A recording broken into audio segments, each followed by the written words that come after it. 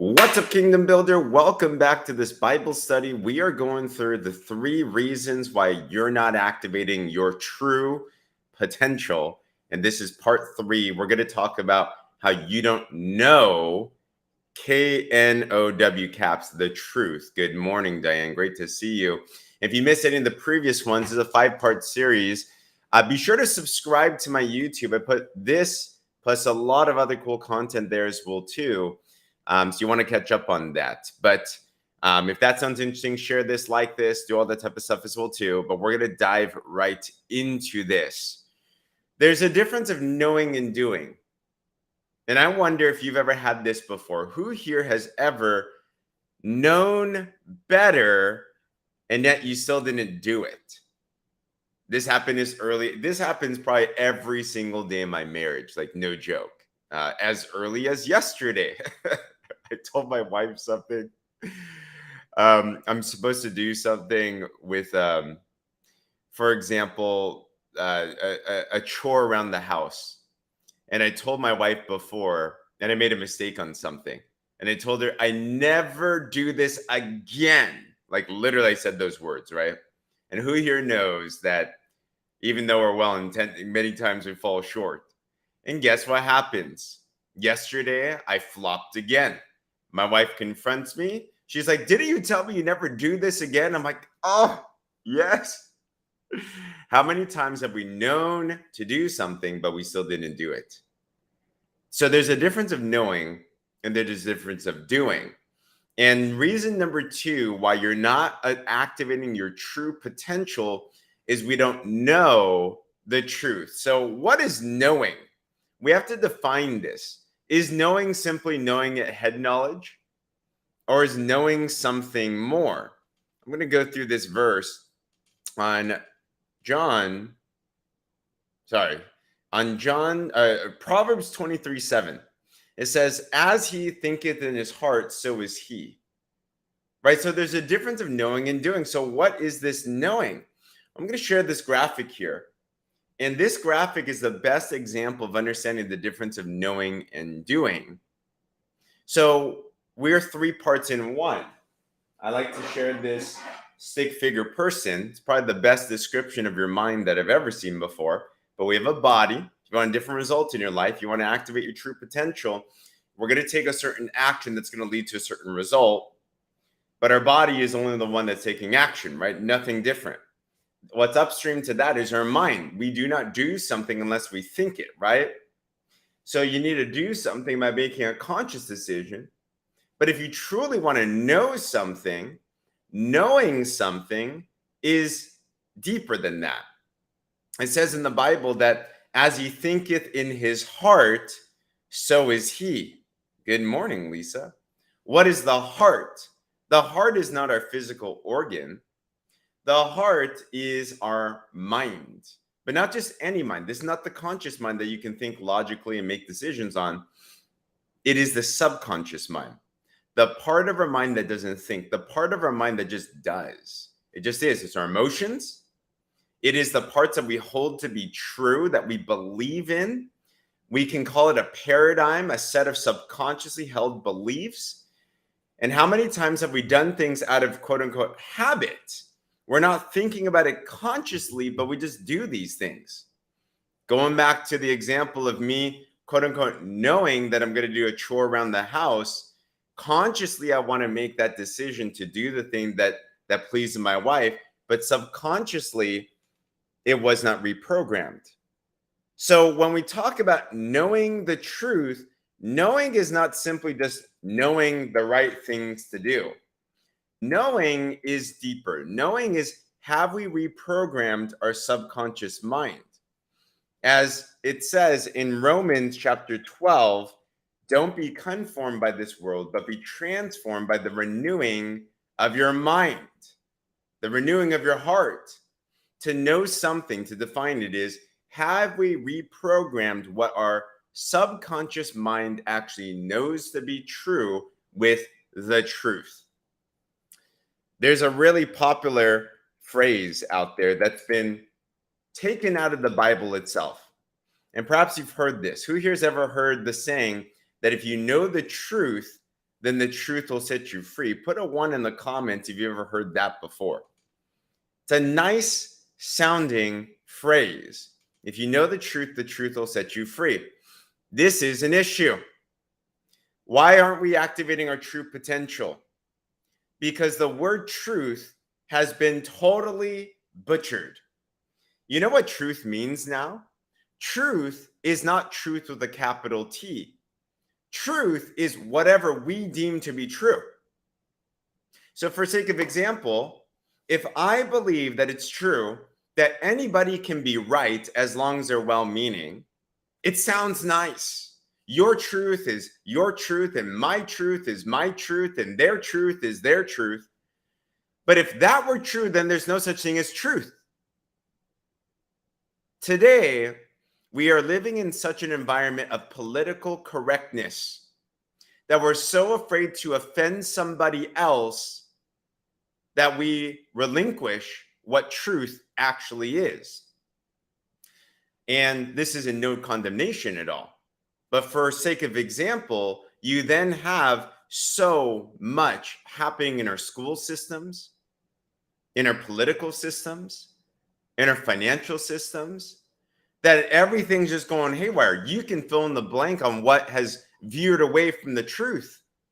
Isn't it interesting that when school systems removed the words under God from the Pledge of Allegiance, the further that schools are moving away from God, the further that political systems are moving away from God, the further that anything is moving away from the truth, the Bible, the crazier things have become. So it's important that we go back to what the truth is. And what is truth? Well, there's only one truth. Go back to point number 1. We don't know the truth. Jesus is the truth, the way, and the life. There's only one way to the Father. So we need truth with a capital T, and we have to then know it subconsciously. We might say that we know the truth. For the Christian out there, we might say that we know the Lord. But this is the challenge that I have to challenge myself with. Do I really defend the truth? When I go into the world and I hear things and I'm around influences that are counter to what Jesus said in his word, am I actually defending the truth? Or am I actually letting that be true? Letting them step over that?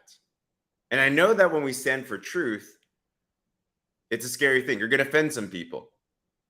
But if you don't stand for something, then you're going to fall for everything. You know?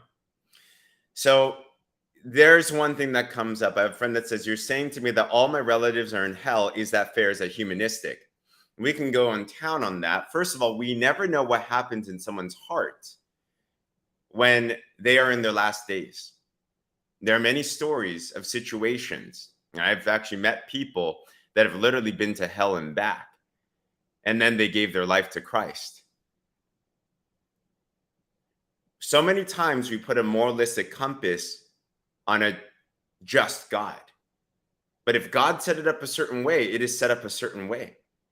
Right? Here's some issues that go on. There's going to step on some feathers, ruffle some feathers right there, you know? Is if there is one truth, then unfortunately, that means there are falsities out there as well, too. But I'm veering away from the topic.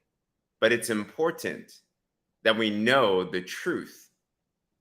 Going back to John 8, verses 31 to 32, Jesus was saying to those Jews who had believed in him, if you continue in my word, then you are truly my disciples, and you will know the truth, and the truth will set you free. It's important, Kingdom Builder, in every single area of your life that we know the truth. And my challenge and my encouragement to us is this: go back to what the word says and start to read this. You see, the solution to everything is if we actually dive into what the whole word says and investigate it, and we look at it, then read through this in its full context and actually ask these questions. So why are we not activating our full potential? We don't know the truth. I'll give you an example. So many of us walk around with guilt and shame and regret about things that we did do in the past or things that we didn't do in the past.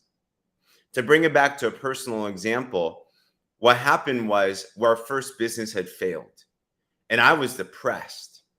I was like, I could not pick up my feet and move forward. Like it was intense. And I'm like, why can't I pick myself up from this? I'm used to working hard. I'm used to taking to the next level.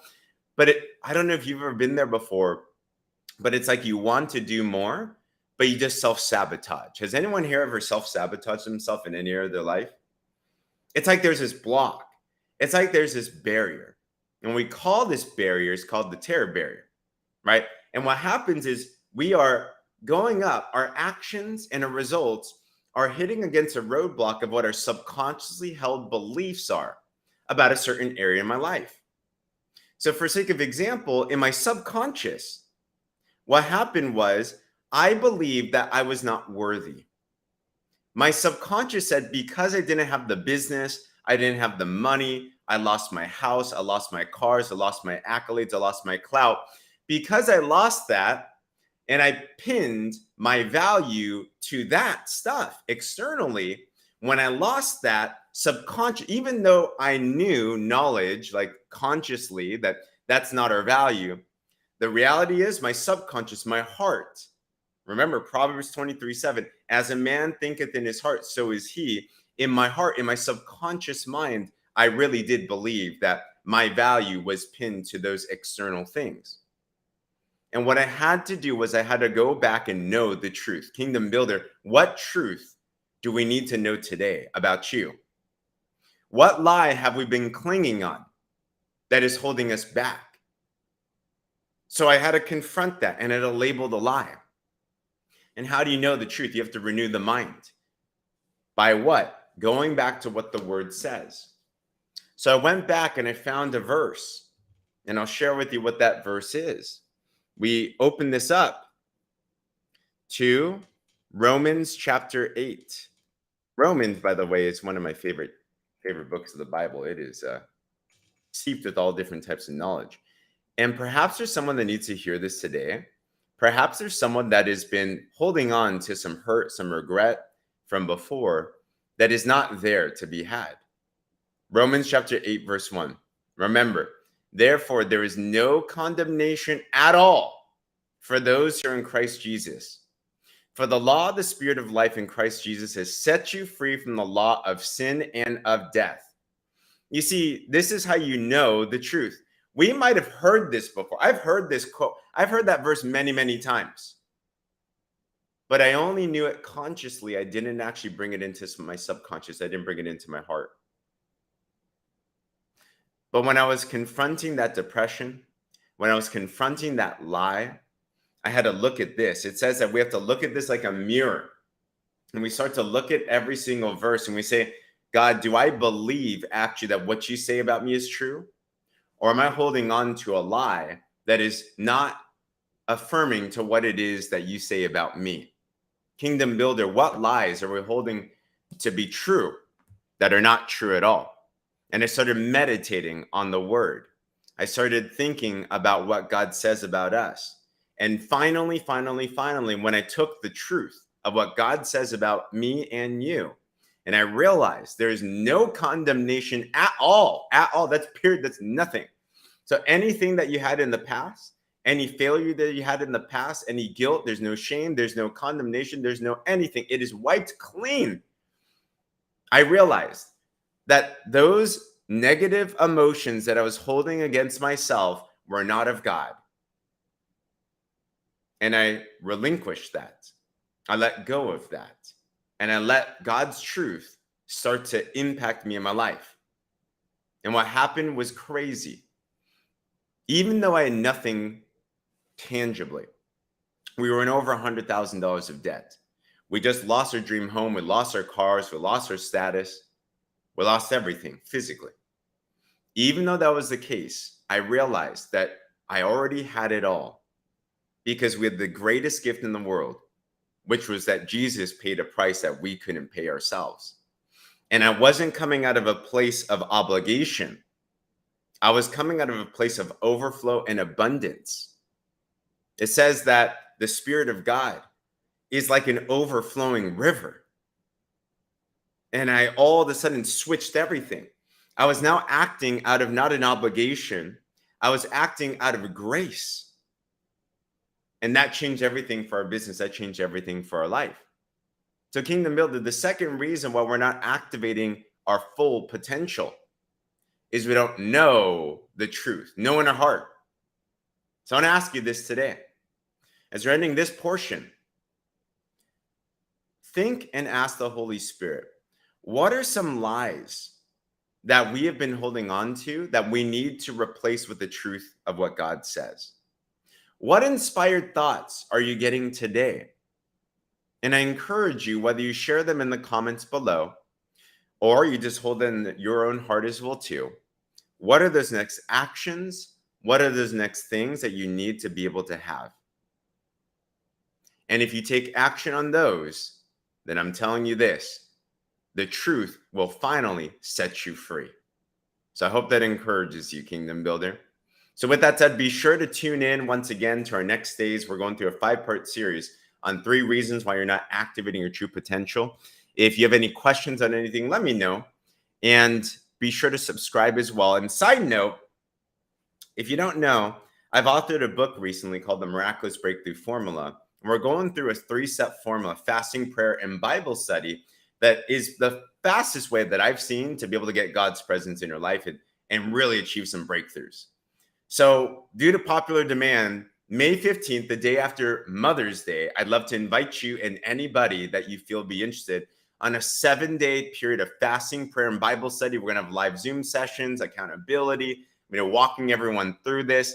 I've heard of financial miracles, business miracles, health miracles, relational miracles. Literally the craziest things have happened within a 7-day period. And I'd love to invite you with that. It's a free challenge we're going to be doing May 15th, 10 days from now. If you're interested in information on that, or if you know someone that would be, check out the link in my bio or check out the link in the caption, register. I'm going to start actually giving out some free information about that. And it's going to be a lot of fun. And I know breakthroughs going to happen, but I'd love to have you to be a part of that. But check the link in the bio, check the caption below. Other than that, everyone, so appreciative that you're on here today. We'll see you as we conclude this series on how to activate your true potential. Other than that, Kingdom Builder, God bless. We'll see you soon.